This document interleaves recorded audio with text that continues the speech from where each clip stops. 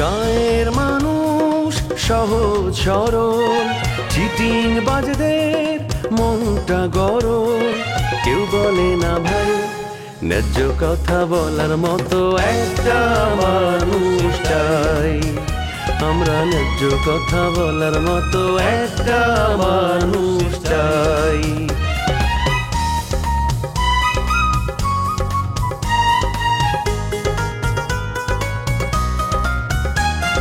সৎ মানুষের ভাঙ্গা বাড়ি, ধান্দা বাজরা নেয় যে গাড়ি। কেমন নিয়ম ভাই, উচিত কথা বলার মতো একটা মানুষ নাই। উচিত কথা বলার মতো একটা মানুষ নাই।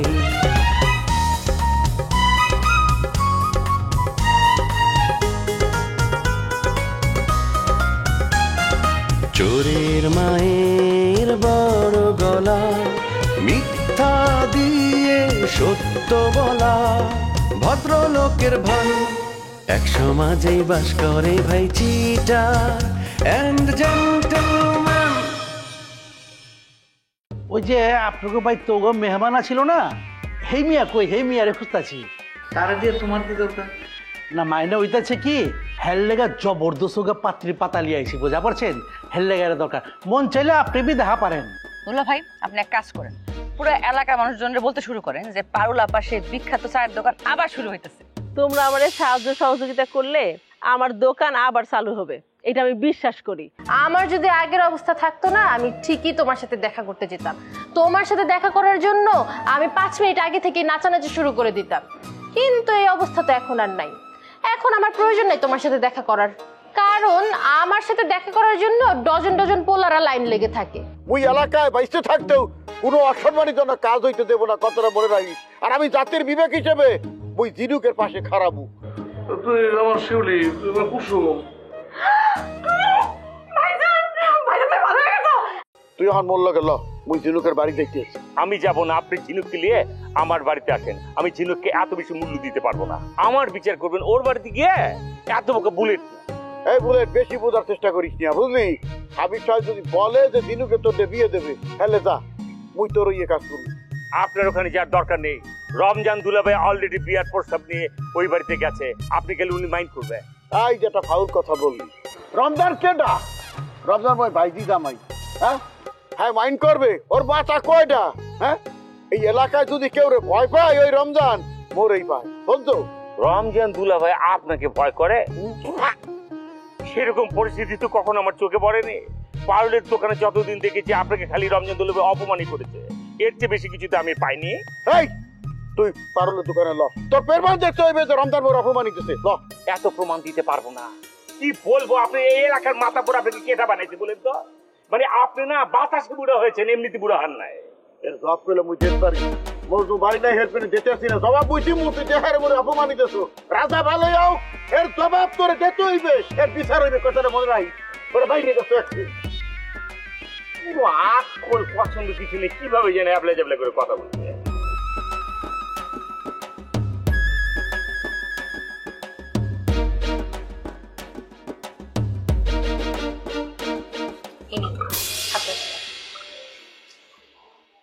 আপনি ভাই তো নয়া দেখতেছি, আপনি কেঠা? তাই তো, নতুনই তো দেখছি। যেহেতু আপনার সাথে আমার আগে দেখা হয়নি, সেও তো নতুনই। আচ্ছা আচ্ছা আচ্ছা, না বিষয়টা আছে কি, আপনার কি বিয়া শাদী হয়ে গেছে গা না হয় না? কোনটা হলে আপনার জন্য ভালো হয়? আমি ঘটক মানুষ, অবিবাহিত হইলেই তো ভালো হয় আমার লেগা। আচ্ছা, আপনার কি আমাকে দেখে মনে হচ্ছে যে আমার এখনো বিয়ে হয়নি? বিয়ে হইলে বালা, আপনার লেখা দোয়া করি আপনি সুখে শান্তিতে থাকেন। আচ্ছা, বিষয় হচ্ছে এইবারে যে আপা আছে, এই আপা কই? এই আপাকে আমার দেখা করা দরকার, বুঝতে পারছেন? কিন্তু আপা তো এখন বাসায় নেই, সো আপনি চাইলেও তার সাথে দেখা করতে পারবেন না। দেখছেন দেখছেন আমার কি স্পোর্ট করে খারাপ। আমি যে সবকে আহি, ওই সবকে আপা বাইতে থাকে না। আরে আপা বহুত দিন দূরে আমার, বুঝতে পারছেন? আমার কিচ্ছু কোন লাগে না। দেখা হইলে আমার পকেটের মধ্যে 1000 টাকা ফুসা দিবে। বুঝতে পেরেছি। তা আপার জন্য কি পাত্র টাত্র পেয়েছেন, নাকি শুধু টাকা পকেটে ঢুকিয়েই সারা? পাত্র পাইছি মানে? আরে পাত্র তো আপারে দেখে পাগল হয়ে গেছে গা। মনে করেন অল্প কিছুদিনের মধ্যেই বিয়ে হয়ে যাবো গা, সব ঠিকঠাক হয়ে গেছে। আচ্ছা আপনি কিছু কয় নাই কা? হ্যাঁ বলেছে, কিন্তু মিতারও আমাকে বললো যে পাত্র নাকি ওর সাথে দেখা করে কোনো কথাই বলেনি, একদম চুপচাপ ছিল। তার মানে পাত্রের মিতাকে পছন্দ হয়নি। আপনি কি অযথাই চাপা মারছেন? মিতা কিন্তু আপনাকে দেখলে খবর আছে, বুঝলেন? অপমান করবে। গেলা মা, আমি আবার কি করছি? আমার অপমান করবে গেলা? আমি তো বালা পোলা যাইছিলাম, পছন্দ বি হয়েছিল। আমার মনে হয় তৃতীয় পক্ষ কেউ হান্দায় গিয়ে হ্যাঁ বুঝছেন, এই ক্যাচাল কুচাল লাগাই এনেছি বিয়া সাথে। এক মিনিট, তৃতীয় পক্ষ বলতে কাকে বলতে চাচ্ছেন? শরীর কেমন আছো? ভালো নাই, মেজাজটা খুব খারাপ। তোমার মেজাজ খারাপ মানে কি ধরনের কথা বলছো? কি হয়েছে বলো তো?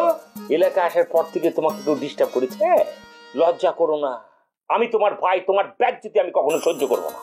আমার বেজ্জতি করবে এমন কারো সাহস আছে নাকি? শিউলি কুসুমরা তো সবাই এলাকার ছিল। তোমার কথা আমি মানছি গো, রাগটা কার উপর সেটাই তো পাইছে নিতে পারছি না। রাগটা হলো আমার দুলা ভাইয়ের উপর। উনারে আমি ঢাকায় কুসুমের সাথে রাইখে আসছি, উনি কুসুমরে মিতার বাসা রাইখা গ্রামে এসে বসছে। বাড়িতে তো আসবি, তার বোন পড়ে আছে গ্রামে, সে ঢাকায় থাকবি কি করে বলো? এখন যাই দেখো পারুলের দোকানে বসে চা খাচ্ছে আর পারুলের সাথে আড্ডা মারছে। জানি, আমি সবই জানি।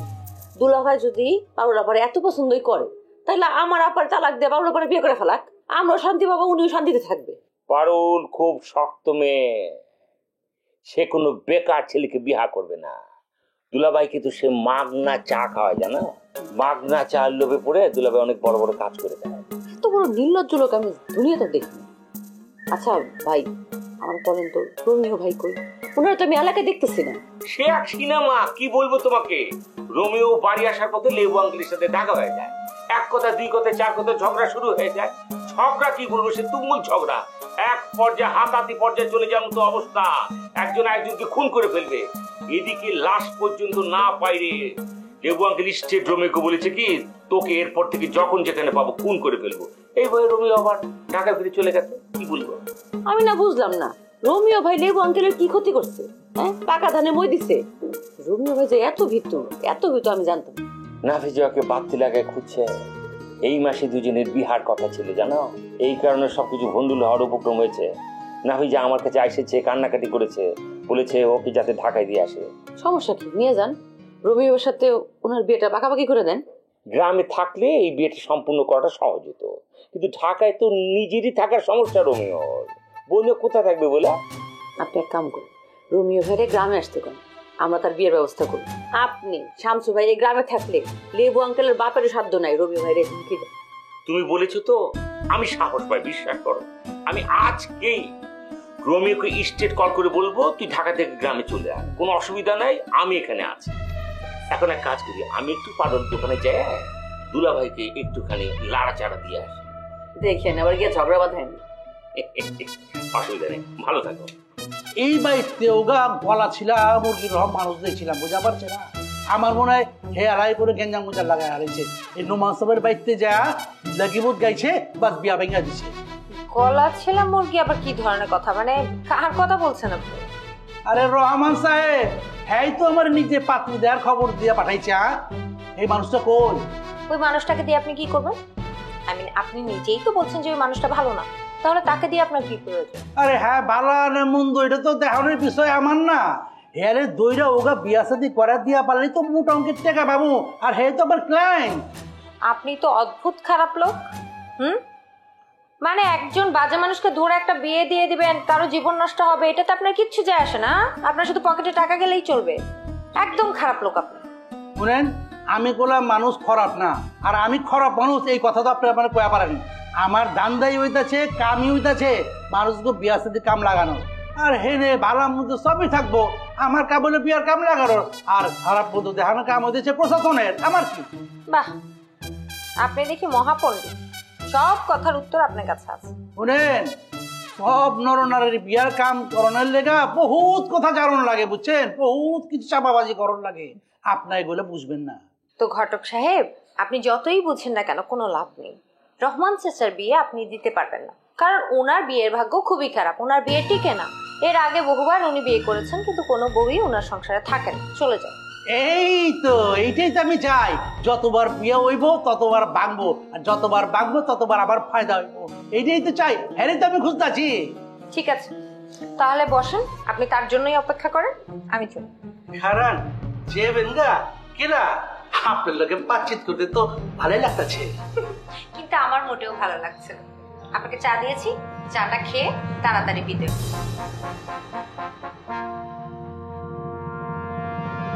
এই মায়া তো বহুত সুন্দর, আমার মনে হয় এই মাইয়ার বিয়া হয় নাই, আমার কাছে চাপা মারছে। আদুল, মেলা দিন পর এই যে একটা চা খাইলাম, একের মনটা বইরে গেছে, কলটা ঠান্ডা হয়েছে, ফেরান্ডাও জুড়েই গেছে। দোকান বন্ধ হওয়ার পরে তো আমি চা খাওয়াই ছেড়ে দিয়েছি। আমার কাস্টমাররা আমারে খুব ভালোবাসে, এর জন্য তো দোকানটা আবার খুলছি, চা বানানো আবার শুরু করছি। না, দোকান খালি শুরু করলোই বেটা, অ্যাডভার্টাইজ করা লাগবে, মানে পাবলিসিটি করা লাগবে, বুঝছো? তুমি যে দোকান খুলছো, লোকজন তো হ্যাঁ জানে না যে তুমি ফির আবার দোকান খুলছো। তোমার আগাইলে যে কাস্টমার আছে, হেরা তো বিভিন্ন জায়গায় চলে গেছে, হ্যাঁ বলে আনতে হইবে না, কেমন করে আনতে হইবে, অ্যাডভার্টাইজের মাধ্যমে আনতে হইবে। তোমার মোরা সহযোগিতা করবো, বুঝলা? এই নরেশ, তুই মাইকিং করে দিবি বাজারে, বুঝলি? খরচাপাতি যা লাগে হ্যাঁ বই দিব আমি। আমারে খরচপাতি দিলে আমার কোনো সমস্যা নাই, আমি আজকে থেকে মেকিং শুরু করে দিব। না না, মাইকিং করা লাগবে না, রমজান দুলাভাই আছে না, রমজান দুলাভাই দায়িত্ব নিছে, এই প্রচারের সব দায়িত্ব রমজান দুলাভাইয়ের। এই যে রমজানের কথা বললা, মুই কইলে সন্তুষ্ট হইতে পারলাম না। রমজান কি 12 ভেজালে থাকে, বুঝলা? মানে হ্যাঁ মাথায় অন্যরকমের চিন্তা ভাবনা থাকে, বুঝো না কে? হ্যাঁ পরে রমজান যদি তোমার সামনে আয়, হ্যাঁ পর তোমার কথা মনে করে, যেই সইরে যায় একসের বুঝে যায়, মনে তো উঠে হেলাই তুমি। আরে না না, রমজান দুলাভাই আমার সাথে বেইমানি করবো না, সে আমার দোকানে পাবলিসিটির ভার নিছে, বুঝছেন? হ্যাঁ, বার যদি নিয়ে থাকে খাইলে মোর কোনো কথা নাই, আর যদি ফেল মারে মরে জানাবা, বুঝলা? ইয়াং জেনারেশন দিয়া মুই একালে পেশার প্রচারণার ব্যবস্থা করে দিই। আমি আমার বন্ধু বান্ধব নিয়ে রেডি থাকুক, আপনাকে ইনফরমেশন পাইলেই আমি কাজ শুরু করে দিব। আরে বেশি কিছু করা লাগবে না, মুখে মুখে পারুলের চায়ের দোকান এটা নিয়ে আলোচনা করবা, তাইলে আমার পাবলিসিটি হয়ে যাবে। আমি তো একটা সিদ্ধান্ত নিয়ে এলাম, ভালো একটা সিদ্ধান্ত, যে কয়েকটা পোস্টার বানাবো, পোস্টার যদি ওয়ালে ওয়ালে লাগাই দেই খাইলে তো সেই ফিল কাজ হয়ে যাবে। আয় হ্যাঁ, কি কর পোস্টার লাগাবে মানে? আমি কি ইলেকশন করতেছি যে পোস্টার লাগাবেন? আর আমার শরম লাগে, আমার ছবি দিয়ে পোস্টার হবে, এগুলো দরকার নেই, এগুলো লাগবে না। পোস্টার লাগালে সরব লাগবে কি? হ্যাঁ, তোমার হাতের চা যেমন তেমন চা না, ভিআইপি চা। তুমি একজন সেলিব্রিটি, বুঝতে হইবে সেলিব্রিটি হাতের চা। এই যদি দেখে পোস্টারে, একের ইয়াং জেনারেশন কও, মোগল জেনারেশন কও, আর যেই জেনারেশনে কও এককালে হুমড়ি খাইয়ে পড়বে, বুঝলা? হ্যাঁ, এই যে স্কুল কলেজের সামনে সামনে পোস্টারিং করে দিলে একবার কাস্টমারের অভাব হবে না। আর চিন্তা করেন না, শিউলি আছে না, শিউলি আমার পারুলের চায়ের দোকান নামে ওই যে ফেসবুকে একটা পেজ খুলতেছে, আর ইউটিউবেও ওই কতগুলা ভিডিও ছাড়ছে, কাস্টমারের অভাব হবে না। শুনেন, সবাই মিলে আমার সাহায্য করতেছে না, দেখেন আমি ঘুরে দাঁড়াবো, আপনি খালি দোয়া করেন। পারুয়া কও কি দোয়া করবো না বাইরে? 1000 বার দোয়া করবো। এই চায়ের স্টল কে আসবে এত মোগ? আরে তোমার পক্ষ লইয়া কত খারাপ মানুষের লাগে ঝগড়া ফেসাদ করি, হ্যাঁ কি তুমি জানো? হ্যাঁ, তোমার চার বিলটা দিয়ে দিতে আসি, সাথে নরেশ তোরটাও গুলো দিয়ে দিতে আসি। না চাচা, আজকে আপনার আমি ডেকে নিয়ে আসি, আজকের বিলটা আমি দিব। আপনি টাকা রাখেন তো, আপনি টাকাটা রাখেন, আজকের বিলটা আমি দিব। আজকে তোমাদের বিল দেওয়া লাগবে না, অনেকদিন পর দোকান খুলছি, আজকে তোমাদের চা ফ্রি। হ্যাঁ, তোমরা আমার সাহায্য করতেছো, সহযোগিতা করতেছো, খালি একটু প্রচার করো, তাই নিয়ে হবে, আর কিছু লাগবে না। আর হ্যাঁ, সহযোগিতা করবো না কিরবিনে? এই দোকানটা কে গো মোগো? এই দোকানটা হইবে এলাকার সেরা স্টল, চায়ের স্টল। হ্যাঁ, নরেশ আও চলে।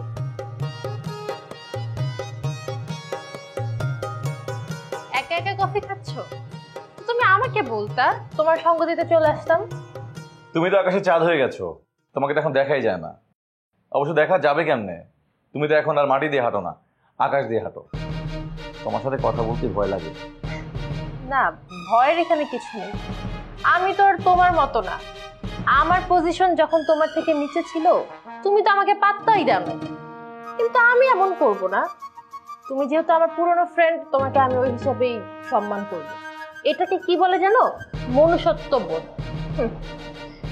একটু সহানুভূতি তো মানুষ পেতেই পারে। তুমি আমাকে সহানুভূতি দেখাবা, আর আমি সেই সহানুভূতি গ্রহণ করব? মোটেই না। আমি সেই ধরনের ছেলেই না। বাই দ্য ওয়ে, আমি এখনো তোমাকে সে আগের মতোই দেখছি, আমার মধ্যে কোনো পরিবর্তন আসে নাই। তুমি নিজেকে পরিবর্তন করতে পারো না, সেটা তোমার অক্ষমতা। মানুষ তো বদলায়, মানুষ বদলায় তার কর্ম দিয়ে। এই যে আমাকে দেখো, আমি আমার মেধা আর কর্ম দিয়ে বড় হয়েছি, কিন্তু আমি এটা নিয়ে শো অফ করি না। আমি কিন্তু আগের মতোই আছি। তোমার সাফল্যটাকে সেটাই তো বুঝলাম না। তুমি তো একটা থিসিস রচনা করে ফেললা। আচ্ছা বলো তো কি কাহিনী? হ্যাঁ, তুমি কি কোনো জায়গা থেকে অস্কার দিচ্ছ নাকি? কি হয়েছে কি? নাকি কোনো বড় লোকের ছেলেরে বিয়ে করে তার মাথাটা খায় টাকা পয়সা নিয়ে ভাগছো? তুমি এটা কি বললা? তুমি আমাকে এই ধরনের কথা বলতে পারলা? ছি মাহিন, ছি। তোমার থেকে আমি এটা আশা করিনি। আশা না করলেও অনেক কথা শুনতে হয়, অনেক কথা হজম করতে হয়, কিন্তু একটা জিনিস আমার মাথায় আসতেছে না, যে তুমি কোন জায়গায় কোন বড় লোকের ছেলেকে বিয়ে করছো যে তোমার এত চেঞ্জ হয়েছে। তুই আমি খুঁজে পাচ্ছি। এত ক্লু তোমার খোঁজা লাগবে না। তুমি আমাকে একটু কফি বানিয়ে খাও, আমি তোমাকে সবকিছু ঠান্ডা মাথায় বলবো। কফি কোনো বিষয় না, আমি অবশ্যই তোমাকে কফি বানিয়ে খাওয়াবো। তুমি আমার বাসায় এসছো, তুমি আমার মেহমান, আর মেহমানকে আতিথ্যতা করা তো আসলে আমার কর্তব্য। তো বসো, আমি কফি বানিয়ে আনছি। এই তো তোমার ভিতরে পরিবর্তন আসছে। ও, একটা কথা তো তোমাকে বলাই হয় নাই। ওই যে তোমার বন্ধু নীরব, সে কিন্তু এখন আমার জন্য একদম পাগল। আমি চাইলেই তাকে যে কোনো সময় বিয়ে করে ফেলতে পারি। অর্পা, তুমি তোমার মান সম্মান কিছু রাখবাই না? তুমি নীরবের সাথে মিশতে গেছো? তোমার সাথে আর কোনো কথাই বলবো না আমি। আরে তোমার বন্ধুই তো আমাকে জ্বালায় মারে। আমি কি ইচ্ছা করে তার কাছে গেছি? তুমি আমাকে বাধ্য করছো ওর কাছে যাওয়ার জন্য। আমি বাধ্য করছি মানে? আমি কি তোমাকে বলছি যে তুমি নীরবের বাসায় যাও, নীরবের সাথে প্রেম করো? হ্যাঁ বলছো। আমি তো তোমাকে ভালোবাসি, তাই না? কিন্তু সেই তুমি আমার সামনে গ্রামের একটা খ্যাত মেয়েকে প্রশংসা করতে থাকো, আবার বলো যে তুমি তাকে বিয়ে করবা। তো এখন আর এখানে আমার কি করার আছে? তাই আমি ভাবছি তোমার থেকে বেটার কাউকে ধরে তোমাকে বুঝিয়ে দেওয়া যে অর্পা কোনো ফেলনা মেয়ে না, অর্পার অনেক ডিমান্ড আছে। তোমার সাথে যে কেন আমার বন্ধুত্ব হয়েছিল, আমার মনটাই খারাপ করে দিলা। যদি আমার বাসা না হতো না, তাহলে এক্ষুনি তোমাকে আমি অপমান করে বের করে দিতাম। তাহলে এখন তুমি কি করতেছো? এটা কি অপমান না? তুমি আমাকে অপমান করতেছো। তোমার মনের ভিতর যেহেতু শিউলি আছে, তুমি তাকে নিয়েই থাকো। তাহলে আমি কারোর সাথে রিলেশনশিপে জড়াতে গেলে তোমার এত খারাপ লাগে কেন? তুমি আমাকে অ্যান্সার দাও। অ্যান্সার দেওয়ার কোনো প্রয়োজন নেই। সরি, আসলে আমার তোমার সাথে এরকম ব্যবহার করা ঠিক হয়নি। I am sorry.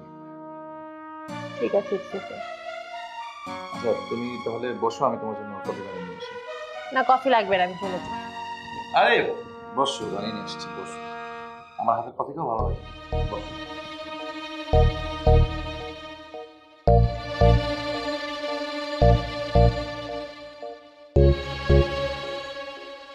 চাচা, আপনি যে বলছিলেন কি সিদ্ধান্ত নিলেন?